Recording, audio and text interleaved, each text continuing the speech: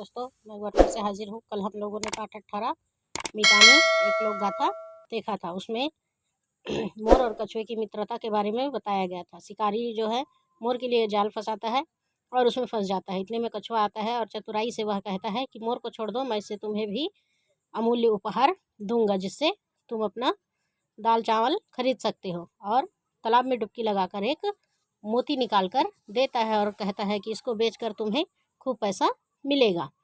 इसके आगे देखते हैं क्या है। शिकारी हर मोती ल लेके खुश हो गए, मंजूर ल छोड़ दिस और कुलकत घर आइस।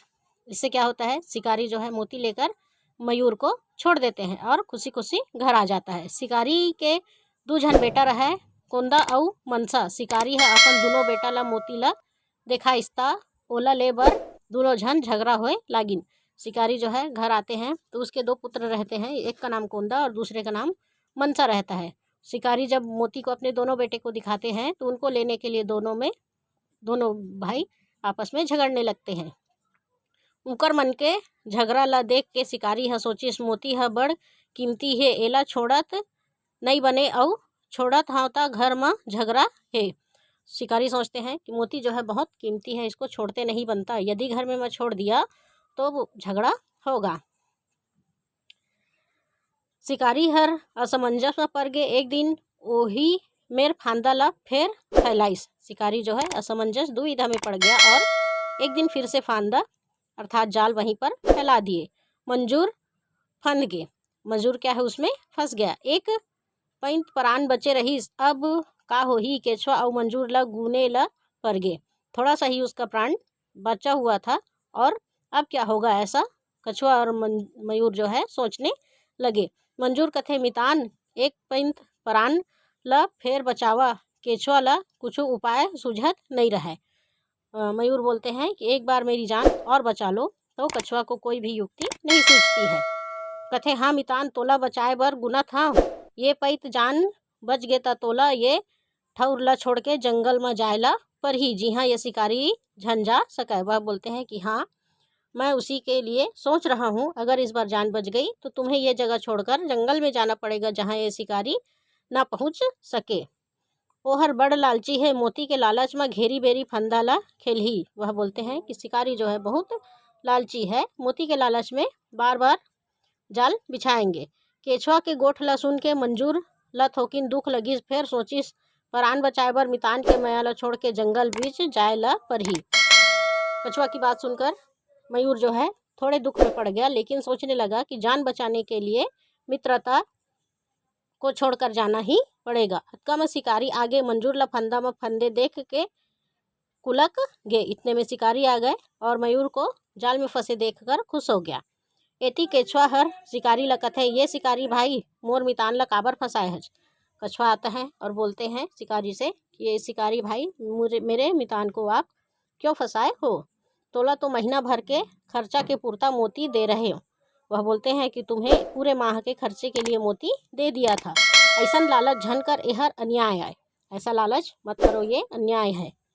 शिकारी कथे तय तो बात बड़ नियाव के कहत हस, एमा मोर कोती ले कोनो लालच नहीं है। शिकारी बोलते हैं कि तुम जो बोल रहे हो वह बात तो बड़ा न्याय वाला है, किंतु मेरे तरफ से इसके लिए कोई लालच नहीं है। मोती ला देख के मोर दोनों बेटा मन मोती ला ले बर झगड़े लगिन, मारा पीटा करे लगिन। वह बताते हैं कि मोती को देखकर मेरे जो दोनों पुत्र हैं आपस में झगड़ने लगे और मारपीट करने लगे।